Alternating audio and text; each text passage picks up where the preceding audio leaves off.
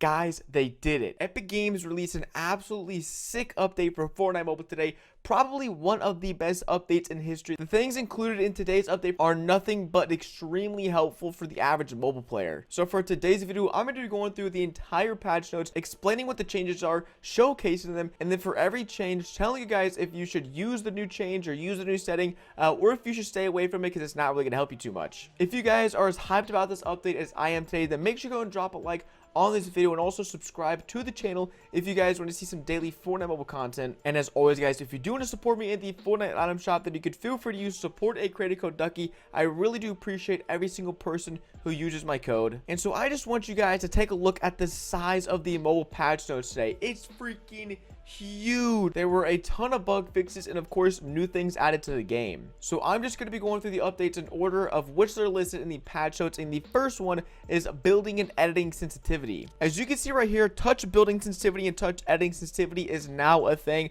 I spoke to Freight Train, the mobile coordinator, and he said that it was their mistake that it only went up to 1. In the next Fortnite mobile update, the building and editing sensitivity, instead of maxing out at 1, they're going to be maxing out at 2.0, which means that if you use a touch sensitivity of 0.22 like I do, then if you double your building and editing sensitivity, whenever you're building or editing, your sensitivity will double. It's very self-explanatory, but I did figure out today that it was a mistake on their end, that they only allowed the touch and building sensitivity to go up to a 1.0. Now, the next thing in the sensitivity is the touch targeting. So currently, how you aim in Fortnite Mobile is you touch the aim button one time, it aims in for you, and you touch it again to unaim. But what this change does is that instead of just touching the aim in button, you have to touch and hold it, which is something players have been asking for a while. I'm not pretty sure why. So if you touch it, it just simply, basically, it's like L2ing on a controller. For a controller, you have to hold down the button, it aims in. Once you release it, it will unaim. I don't like this feature, and I recommend you guys do not change your setting to this, because if you change your setting and you're trying to aim in, that means you have one less finger to do things with. So normally I play with 6 fingers, but when I'm aiming in, I have one less finger to actually perform actions with. So if I need to crouch, I basically can't even crouch. It's really awkward. And so I would just recommend you guys to keep the touch targeting setting on by default. Don't even touch with it. And I know you guys are thinking, well, if I spam the button, shouldn't it L2 just like a controller? Nope. For some reason, this did not change how aim assist works at all. Console has a completely different aim assist system than mobile. Console has crazy aim assist. Mobile, it didn't change with this update.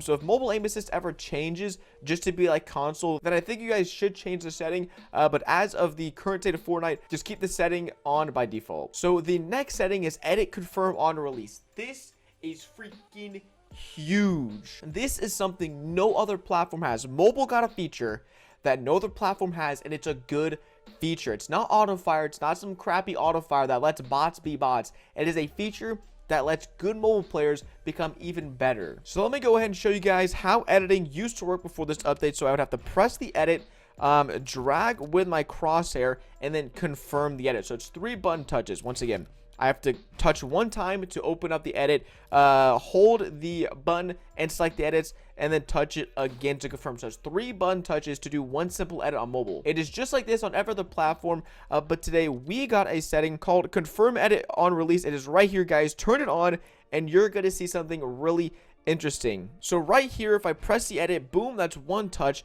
And if I hold the targeted edit button down and release it, it automatically confirms it. So you see right there, I didn't touch it again. I touched the edit button one time on the left, and then on the right, I hold it down, release, and it's edited. So this is an absolutely huge change when it comes to editing on Fortnite Mobile. So this allows mobile players to really be able to get insanely precise and insanely fast edits. So I would highly recommend you guys, if you do not already crosshair edit, then learn crosshair editing and turn this setting on.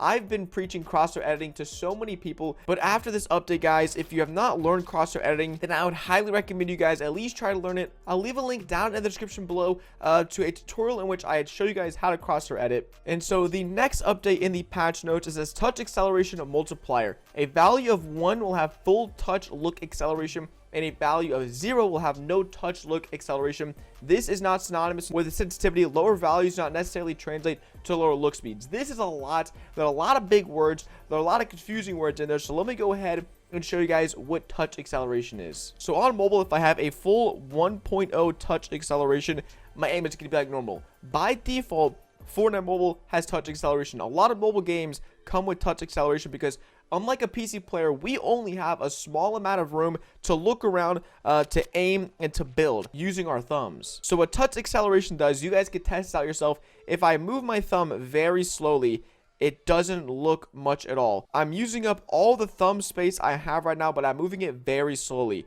So if I move my thumb the same distance, but at a really fast speed, as you can see, I'm looking around. I'm looking a complete 180, almost 360 if I just flick my thumb. So that's touch acceleration. If you move your thumb fast, it just yeets the screen. If you move it slow, it's like a snail. So if you turn this off, then no matter how slow or fast you move your finger, your screen is always going to move the same. As you can see, I'm moving my thumb very slow right now, and it's still looking a heck of a lot more than it was.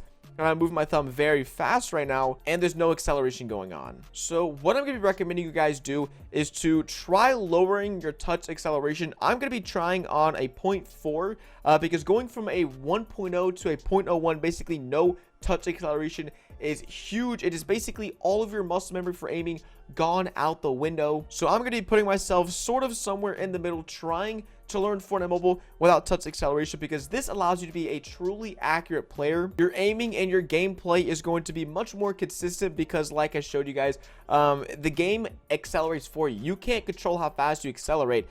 So if you've lowered your acceleration, that means and your consistency are going to be much better. It's pretty complicated. If you guys don't want to mess with it at all, I don't blame you guys. But if you're more of an experienced and an advanced player, and you do want to sort of see how touch acceleration affects your gameplay, then by all means go for it. But it is definitely something you guys don't have to mess with. And so the last major change to this Fortnite Mobile update is that they added a new button, the Edit Select Reset button. Once again, they're just naming everything really confusing. They're using a lot of really weird words and ways to describe these buttons, but it's super simple. So I'm going to do the same thing that I just did, guys, is to show you guys how editing worked before this button was added, and then what the new button does, and then also how you guys should use it. So previously to this button, if you guys wanted to reset edit, what you would have to do is you would have to click the edit button, tap the reset edit button, which would reset all of the edits, of course, and then confirm the edit. So it's 3 button taps just to reset and edit. So with this new button up here called the edit toggle and reset button,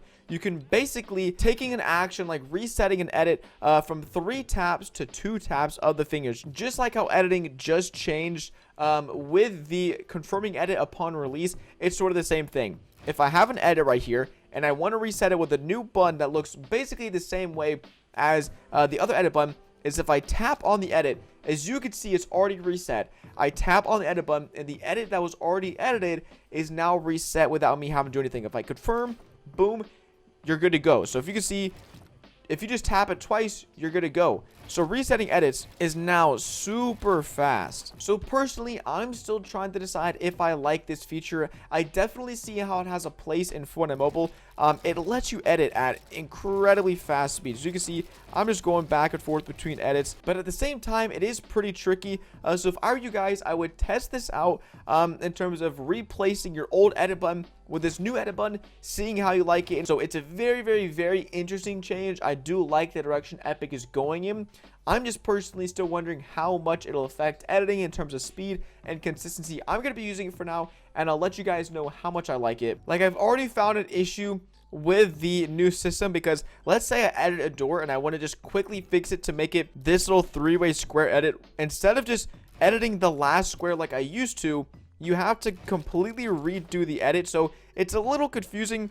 It'll take some time to get used to. So once again, I edit a door on accident. I want to just do that last square, but unfortunately, that's not an edit. And you're going to have to reset the edit and do a whole brand new edit.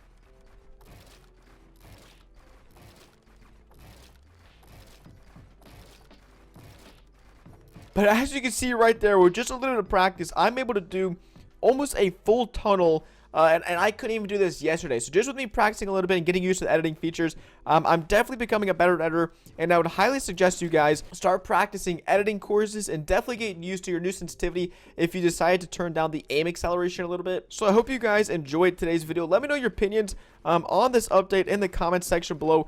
It's going to be taking a while for me to get used to some of the update changes that they implemented today. I think Epic Games is making a lot of moves in the right direction when it comes to mobile, so I hope they keep it up. But as always, guys, it's been your boy, 6 Finger Ducky the Gamer, and I will see you guys in the next one.